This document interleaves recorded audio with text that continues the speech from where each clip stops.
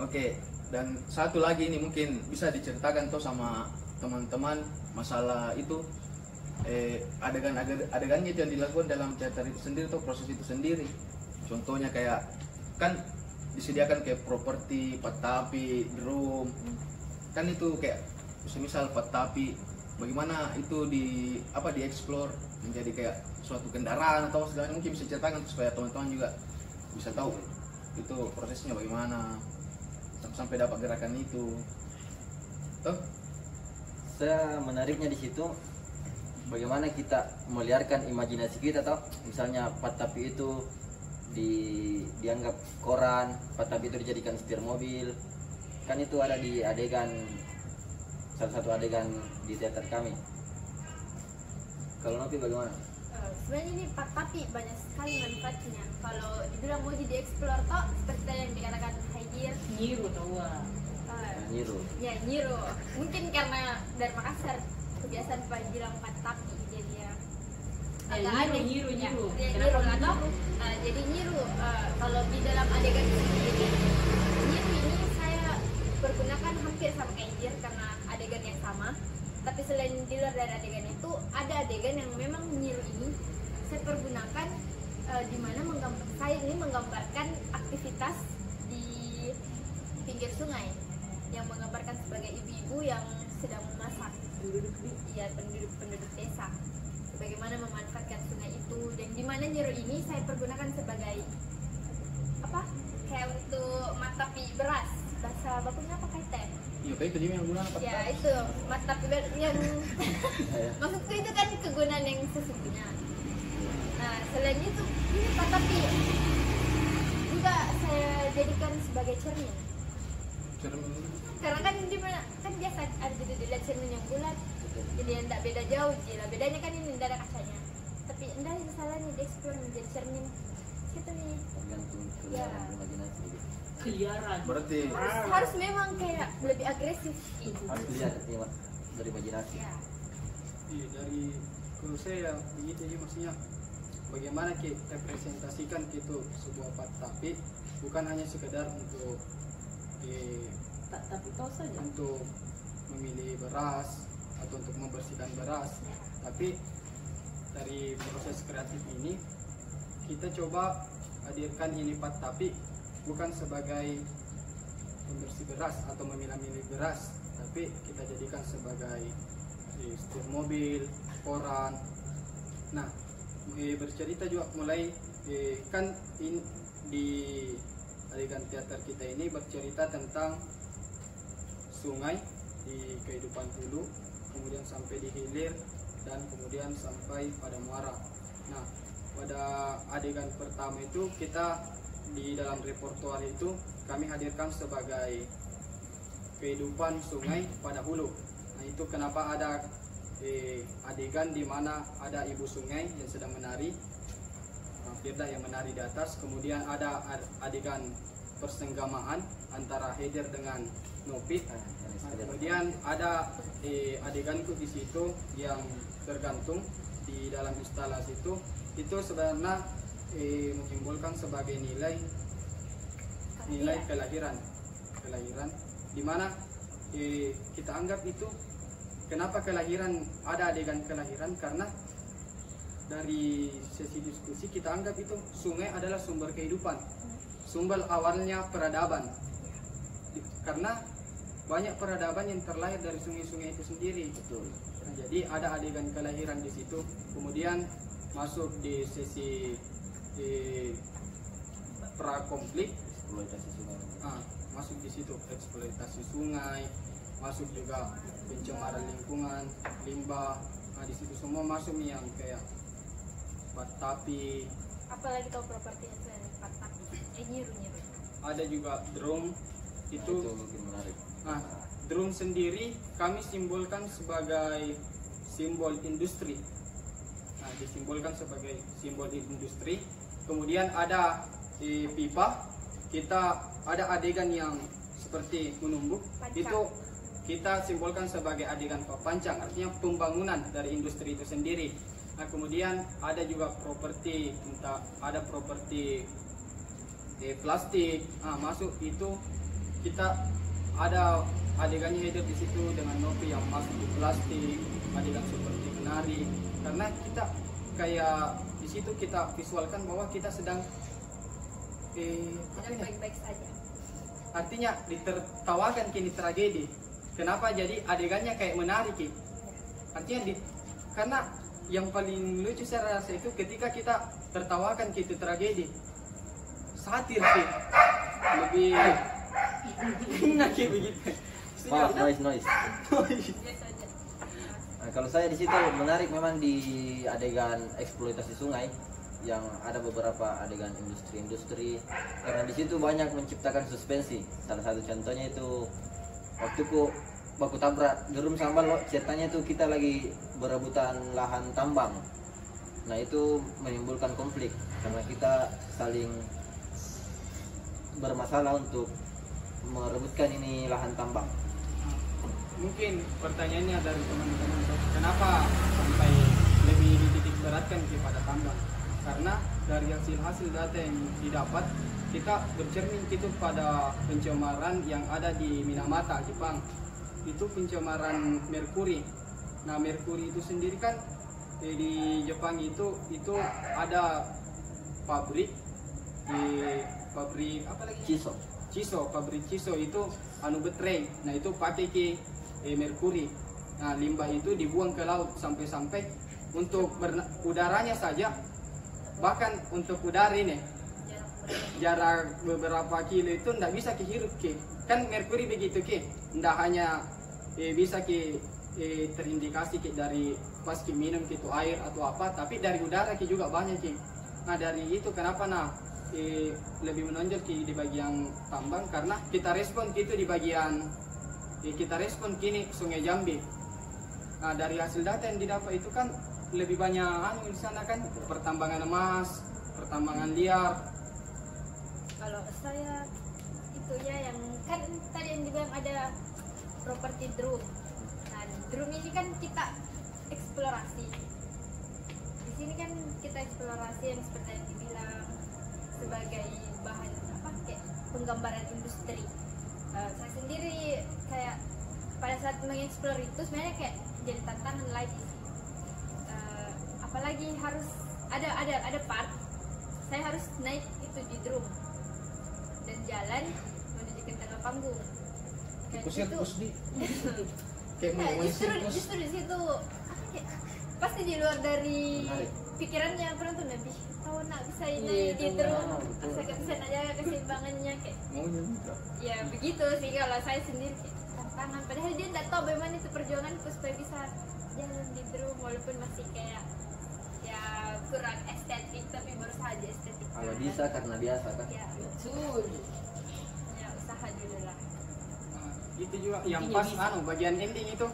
Nah pas bagian ending kan kita ada adegan yang bawa boneka yang hilang tangannya, boneka cacat. Itu sebenarnya maksudnya pesan untuk kita, untuk kami sendiri itu kalau ternyata dampak dari merkuri itu begini sebesar ini artinya sumber kenapa itu air diartikan sebagai sumber kehidupan, karena memang kebutuhan tentang air itu besar sekali sampai penunjang untuk generasi kedepannya. Nah ketika air ini tercemar untuk generasi kita juga bahkan cacat karena itu dampaknya dari merkuri itu sendiri. Dari beberapa data yang kita baca itu, nah itu bercermin dari tragedi Minamata itu ada kejadian di sana kelahiran cacat, ada yang kejang-kejang, artinya narusak sarafnya. Nah itu kenapa adegan terakhir itu ada bayi cacat yang dianu. Nah ini mungkin ada teman-teman bertanya, jadi solusinya apa? Apa solusinya ini bareng-bareng? Sebenarnya kita di sini kan teater ini naskah repertoar toh. Kita mengangkat bukan mengangkat. Ya.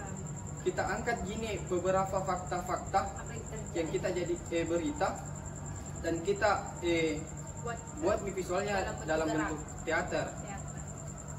Nah, itu mungkin akan menimbulkan kesadaran tuh bahwa kita ini yang sangat membutuhkan air khususnya dari sungai kan, dari sungai itu banyak air. Nah maka dari itu kita harus sadar bahwa kita ini selaku masyarakat, kita membutuhkan air, maka perlulah kita jaga itu kebersihannya air di sungai. Karena kalau di Minamata itu jangankan mengonsumsi air, mengonsumsi ikan yang ada di sana saja itu bisa menyebabkan Indikasi. masalah tersebut, kayak cacat apa segala macam.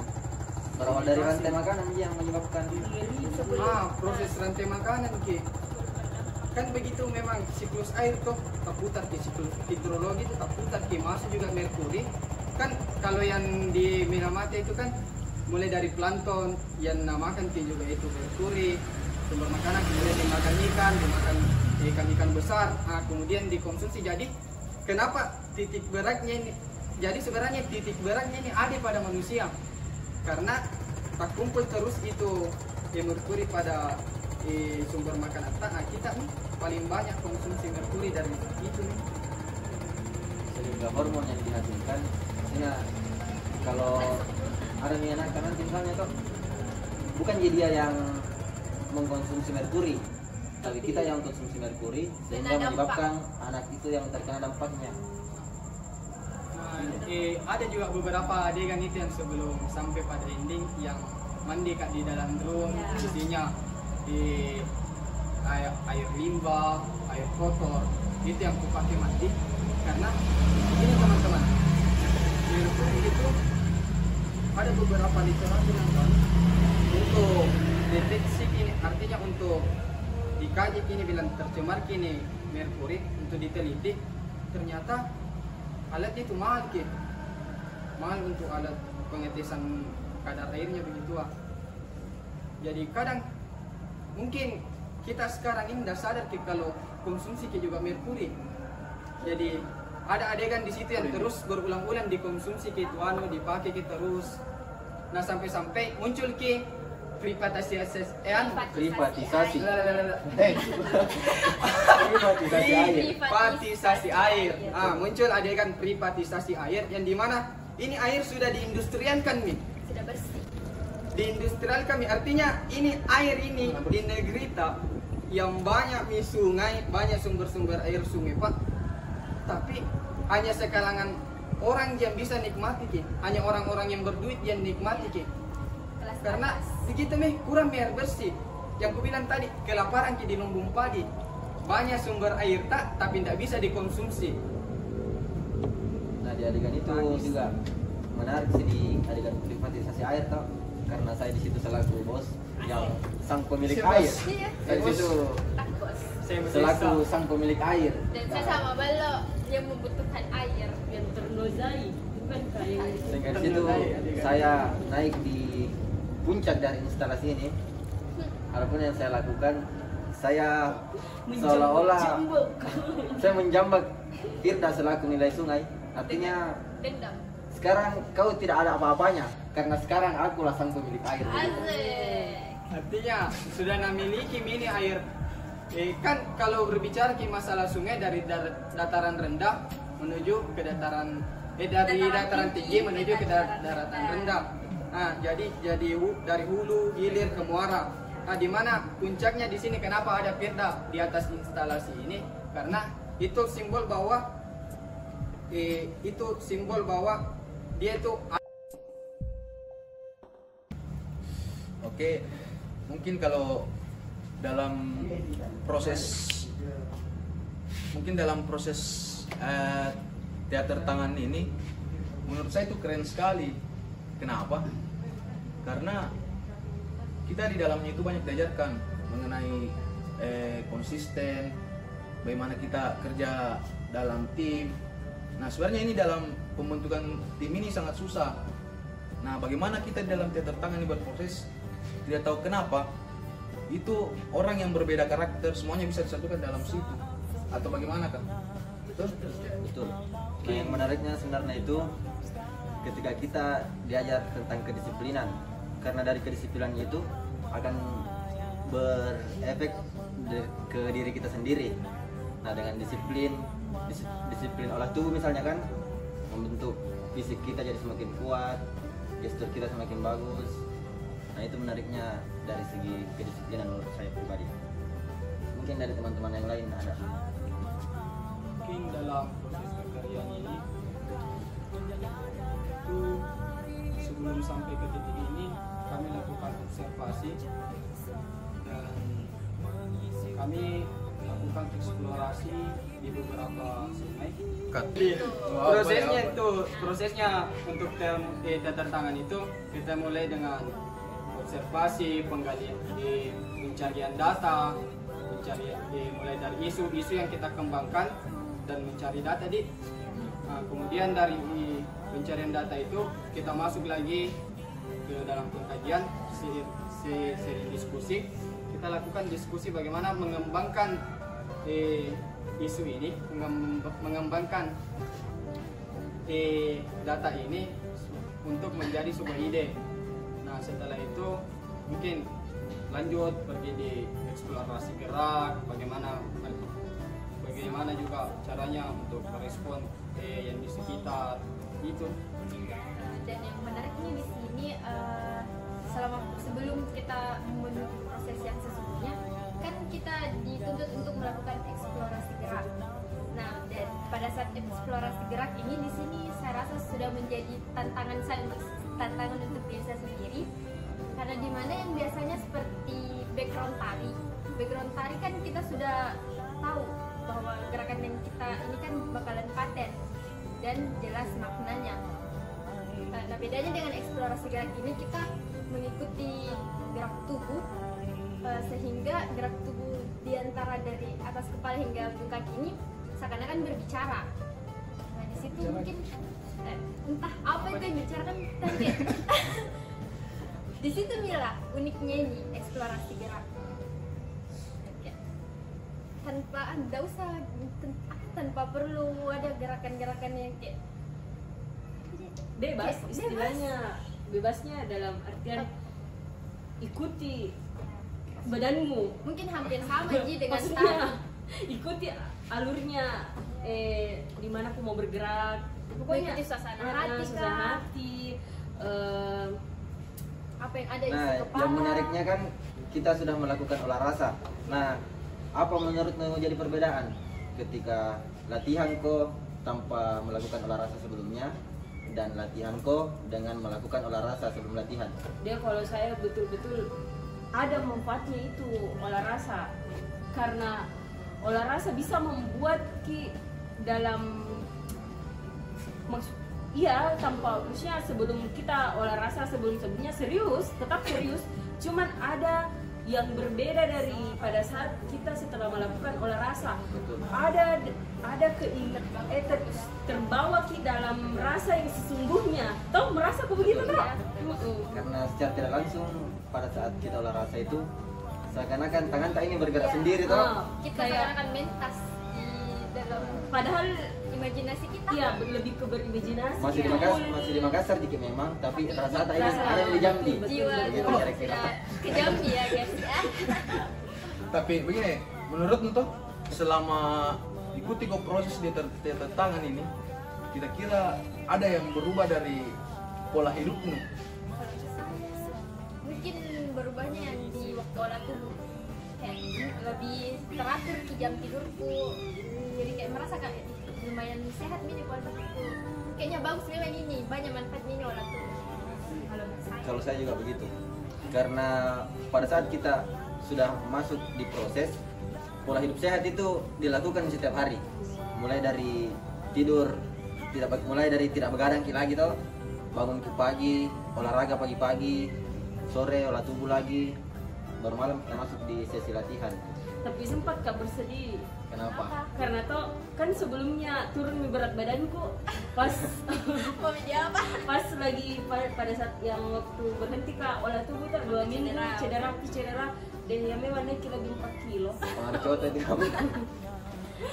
Pokoknya Aku curhat. Ini. Oke, back to Nah, topic. kalau saya maksudnya kalau pengaruhnya nih proses untuk kehidupanku, yang pertama itu kayak lebih kepada wawasan, dimana sebelumnya kan kalau berbicara kita tentang sungai ya yang ditahu ya aliran sungai dari hulu ke hilir, aliran sungai dari dataran tinggi ke dataran rendah itu yang ditahu. Tapi sebenarnya pas di proses ini kurasa ternyata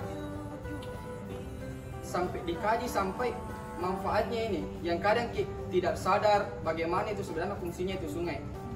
Itu yang kurangnya di kita manusia, bukan manusia, mungkin secara pribadi untuk saya ini di situ kurang sadar kita tentang lingkungan tak, di mana kayak sungai itu yang sebenarnya air ini sumber kehidupan tak, tapi kadang kita lalai untuk jaga ki. Nah di proses ini yang mungkin lebih bermakna ki kurasa itu sungai, lebih efeknya untuk kesadaranku bagaimana itu sungai di sini terbentuk, karena itu dari proses pencarian data di situ semua yang kasih masuk, oh ternyata begini paling sungai di, dan begini yang terjadi sekarang di sungai. Dan mungkin yang dimasukkan juga di dalam teater itu ada penggambaran tentang sungai di masa depan. Bisa jadi mungkin bisa perang gara-gara air. Bagaimana menurut? Karena kekurangan air bersih. Karena kekurangan air bersih. Memang di negeri kita ini banyak sumber air, banyak sungai, tapi sayangnya Kurangnya kesadaran diri. apa sih? Banyak mungkin air ini di sumber air bersih yang bisa banyak sumber air yang ada di negeri kita ini, tapi kemungkinan besar kalau begini terus pola hidup kita ini tidak sadar jaga lingkungan, berdampak untuk kita yang tidak bisa nikmati kini. Artinya kelaparan di lumbung padi. Nah, betul juga yang dibilang Ballo tadi toh. Jadi kita ini di proses teater tangan ini, kita bukan hanya sekedar proses mengenai teater apa segala macam, tapi wawasan kita juga bertambah itu. Karena di sini bukan hanya sekedar menciptakan gerakan, bukan hanya memikirkan masalah pementasan, toh, tapi ini wawasan kita lebih luas gitu, lebih. Nah, maksudnya kalau saya pribadi lebih napaksa lagi untuk Tahu apa itu? Berbicara tentang harus kita tahu apa itu sungai. Nah kebetulan kan temanya di sana itu air mata Sungai Batanghari. Ya. Nah mungkin salah satu aktor bisa membicarakan tentang Sungai Batanghari dari hasil bacaan-bacaan baik itu artikel dan segala macam. Kalau dari saya sendiri yang dari baca-bacaan itu Sungai Batanghari itu kan kalau yang di dalam proposal itu sendiri dijelaskan tentang ada beberapa kadang sungai di Sungai Batanghari itu sendiri yang memprihatinkan. Nah ada beberapa literatur yang aku baca itu kalau tidak salah sumbernya dari Walhi, itu salah satu dua anak sungai ini yang berada di Sungai Batanghari itu tercemar dengan merkuri, di mana ini sungai itu, ini air sungai tidak bisa dimanfaatkan, tidak bisa diminum, bahkan untuk MCK tidak bisa. Sadisnya itu, maksudnya banyak nih air tapi tidak bisa dipergunakan ke. apa itu MCK ya? MCK? Siapa tahu ada yang tidak tahu. Iya siapa? Mandi cuci kah apa kayaknya? Mandi cuci. Kering. Kakus. Sama lagi. Apa ya? Apa yang cika? Mandi cuci. Kakus. Kakus apa kakus? Maksudmu? Oke, Emang lanjut. dijebaki. Ya itu mas aja guys.